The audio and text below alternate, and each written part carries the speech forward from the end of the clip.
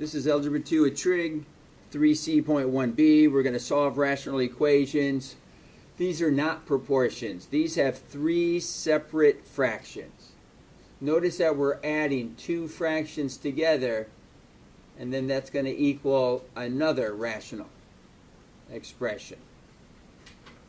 So one way we could solve this is to actually get common denominators, group those two together, make a proportion, cross multiply, and you have an answer, just like we did yesterday. But the common way is to use the least common denominator. We're going to multiply that to all three terms. So what we have to do is determine what is the LCD. What does make the least common denominator?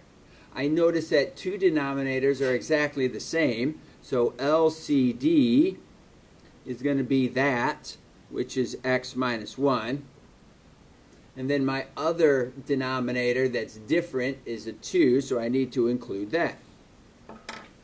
So my LCD is going to be 2 times x minus 1.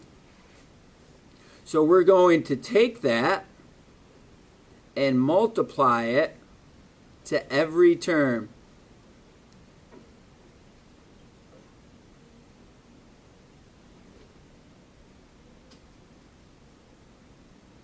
And then once we multiply it to every term, just like we've done in the past, it only happens to the top of a fraction. We can reduce. So the 2's are going to cross off, and I'm going to be left with the 3 and the x minus 1. Then I have a plus. X minus 1's cross off, so I'm left with 2 times 4. X minus 1's cross off, so I'm left with a 2, x plus 1. Now it's just a basic algebra problem.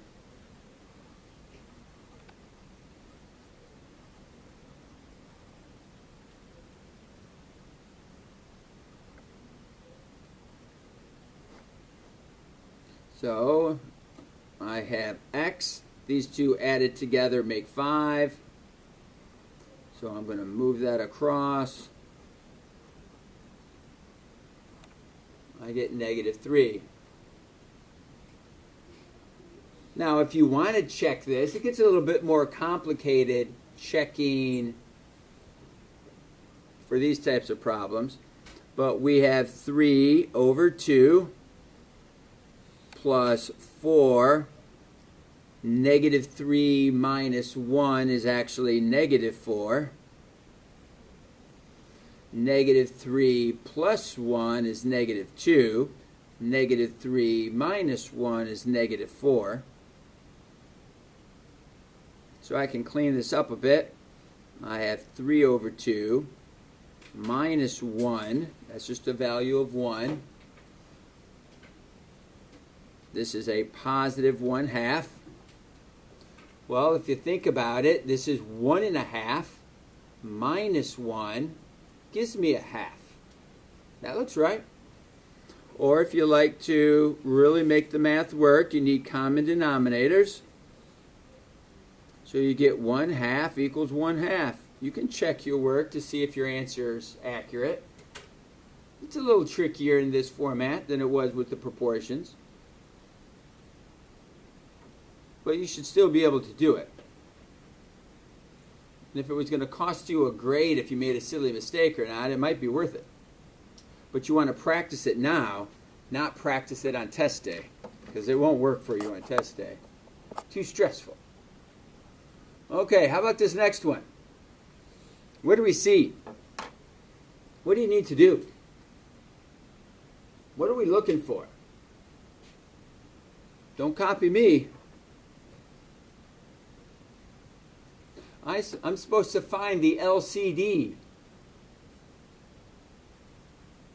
But don't forget, I need to figure out what each individual factor is. So I need to factor this first. So 6x minus 3 can equal 8x squared, x minus 3, x plus 3. That's how you factor x squared minus 9. It's called the difference of two squares.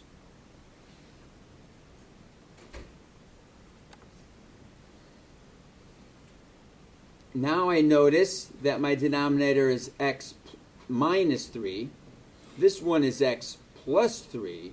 And this one is x minus 3 and x plus 3. Every factor has to be represented, but you don't have to repeat them if not necessary.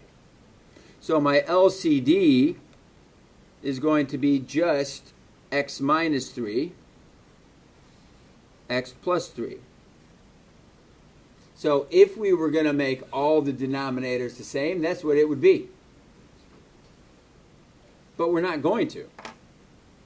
We're actually going to multiply every fraction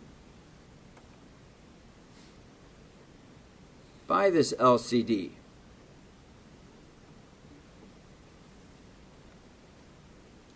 Why do we multiply it? So we can get rid of the denominator. We don't want the denominator.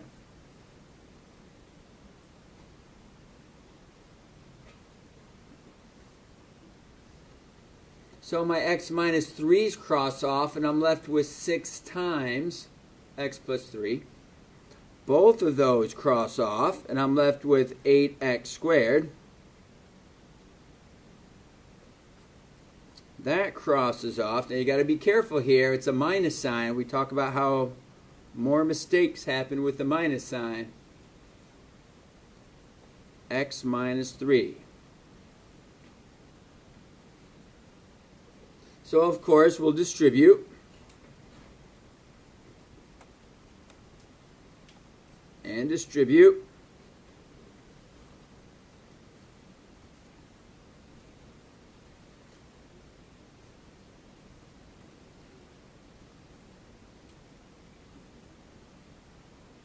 So now I have two different types of x's. I have x squareds and I have x's.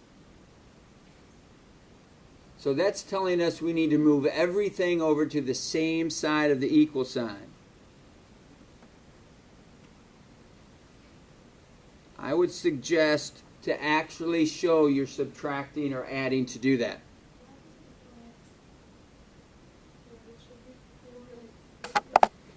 Alright, this is supposed to be a 4x, so that should be an x. So when I distributed, I got x squared. And when I distributed, I got 12x. Alright, that does make a difference.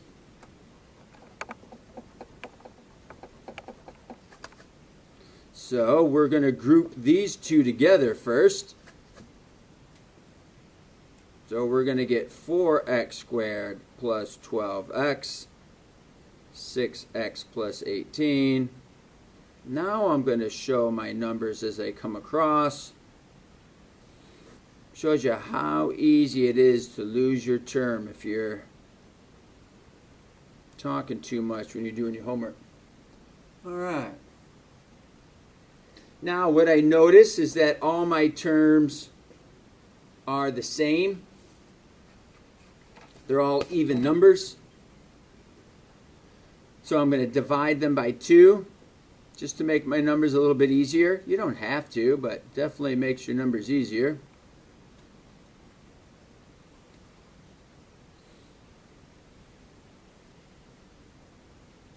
You have to be able to divide it into all 3 pieces. This is where people make a mistake.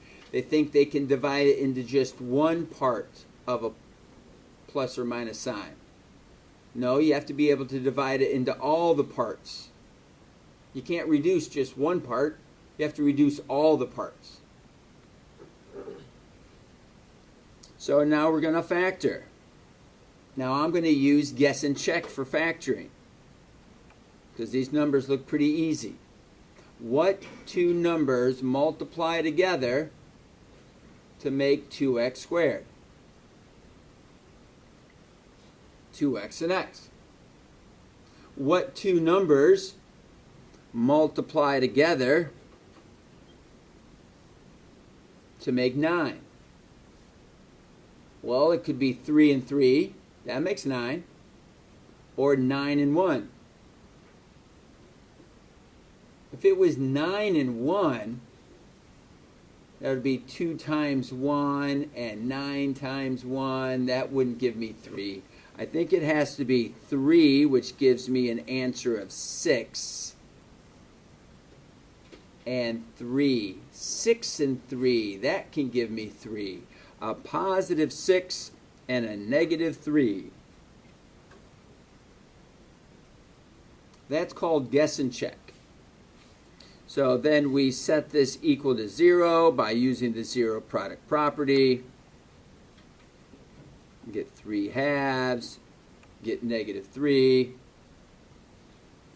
Now you got to check your answers up here. I get an answer of negative 3. Negative 3 is going to give me a 0 in the denominator. So that is not a real solution. Extraneous solution. So my only answer is right here. Make it very clear which one you're circling and which one you're not.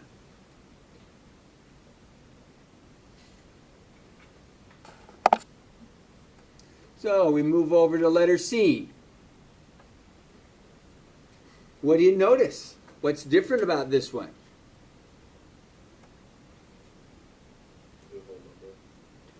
We have just a 5 sitting here.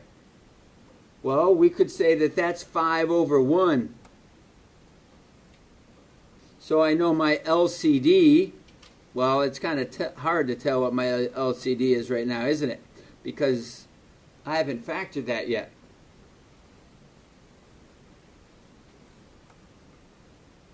If you want to write a 1, you can. You don't have to. To factor the difference of two squares, that's x minus 1, x plus 1.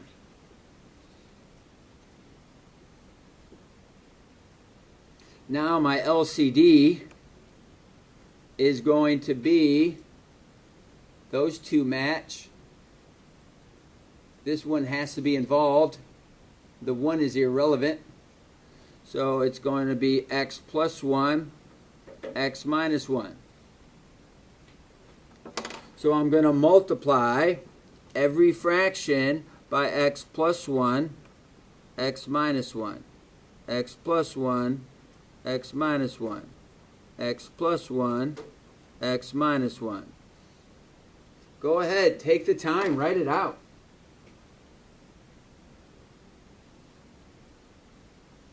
I do it the same way every time. Cross out the ones that are the same. That's the whole point. So we get 7 times x plus 1. Now this is a minus. We've always said that that makes it more difficult.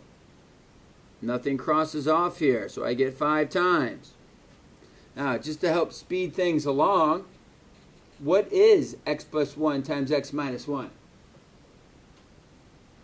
X squared minus 1. That's where it came from. And here the whole thing crosses off. So I'm left with just 6. Distribute. Distribute. Be careful, you got to have a positive 5 there. That's where the common mistake will be.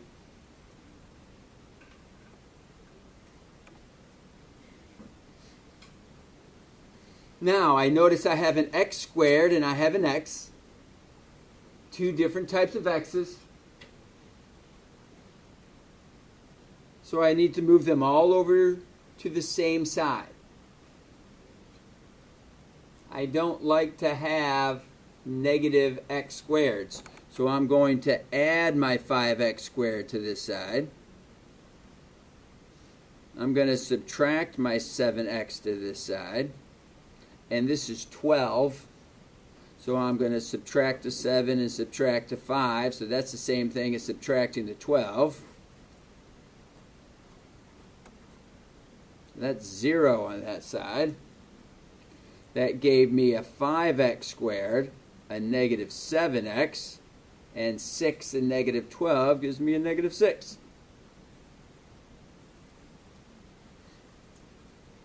So let's try that guess and check again. I know my first two numbers. That should be the easy one.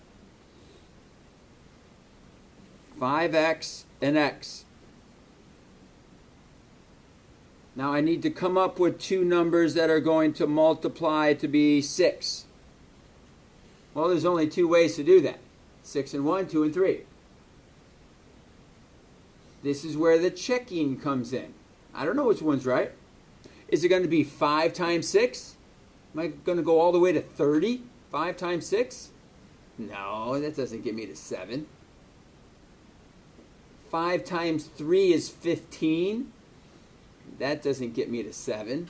15 and 2. How about 10 and 3? 10 and 3 gets me to 7. A negative 10 and a positive 3 gets me to negative 7. There it is. That's guess and check. Or you can use factor by grouping. So we use the zero product property.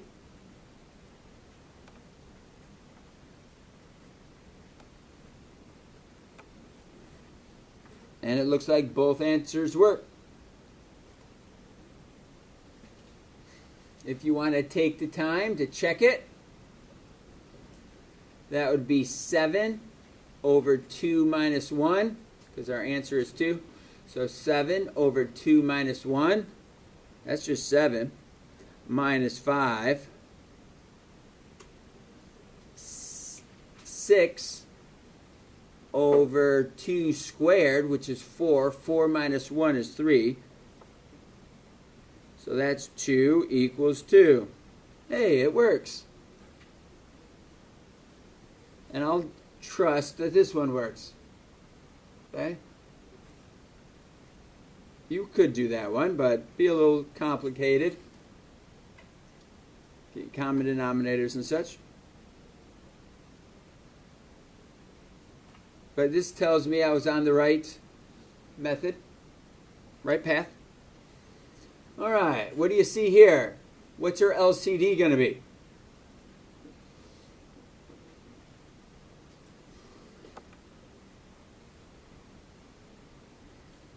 X is one of my denominators. X plus 2 is one of my denominators. It's actually two of my denominators, but I only need it once, because every denominator only has it once. Or they only have it once. So there's my LCD. 5 over x plus x plus 1. I guess I could have written them up there. Now I'm just writing extra. 2x plus 9 over x plus 2. So I'm going to take x plus 2, x plus 2, x plus 2. Just like we always do. There's no different. Reduce what you can. That leaves me with a 5 and an x plus 2. Leaves me with an x and an x plus 1. Leaves me with an x and a 2x plus 9.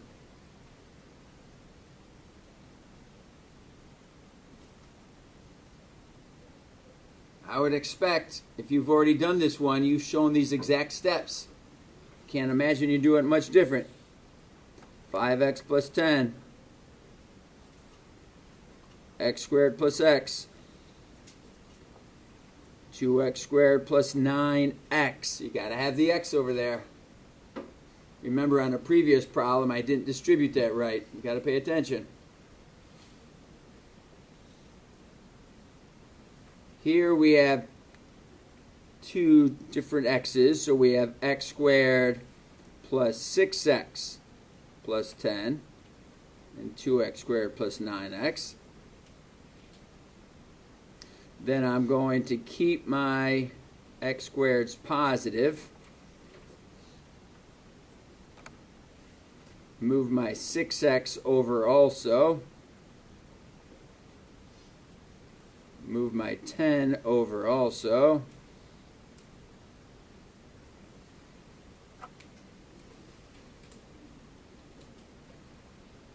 And we factor this. 5 and 2. Positive 5, negative 2. That multiplies to be negative 10. That adds to be positive 3. So my answers are negative 5 and positive 2. Positive 2 is okay. I can have positive 2. I just can't have negative 2. And I can't have 0. So those two answers seem reasonable. I could take my time to check those if you wish. Looks like the negative 5 would be somewhat easy to check. I'll just keep going so we can get through this. Last two questions. Here's a story problem. Go ahead, pause the video. Look at this for a moment. Give this a try. What would you do? What does it mean? Story problems are always scary for people. Give it a try. So far in your tennis match, you have put 22 of 44 first serves into play. Find the number of consecutive first serves that you need to put into play in order to raise your first serve percentage to 60%. Let's pretend to get your letter, you need to have a game that 60% of your first serves are all in play. Currently, you have 22 of 44. Currently, you have 50%. 22 over 44, you currently have 50%. But you want it to be 60%. So how many more perfect serves are you going to have? If you have a perfect serve, then that's going to also be included to your possible serves, or your total serves. And you want that to be 60 over 100. Or you could call that 6 out of 10. That's 60%, 6 out of 10. Or you could call that 3 out of 5. Any of those would work. So then we cross multiply. 5 times 22 plus x, 3 times 44 plus x. That's 110 plus 5x. That's 132 plus 3x. I only have one type of x, so I'm not going to bring them all over to the same side.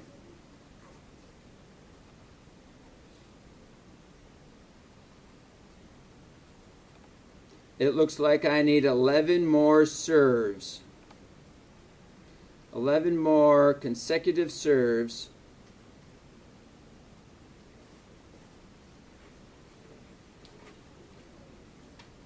And I would have 60%.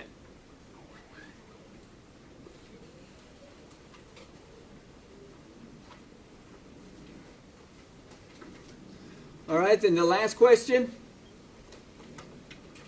Your LCD, you only have one denominator. It's supposed to be easier this way. Your LCD is just x. So you're going to say x, x, and x. So that crosses off and you get negative 24 plus x squared equals 10x. Move that 10x over. So it equals 0 to one side. Looks like 12 and 2. Negative 12, positive 2. That multiplies to be negative 24. 6 and 4 would not work. 6 and 4 would give you a positive 24. You need a negative 24.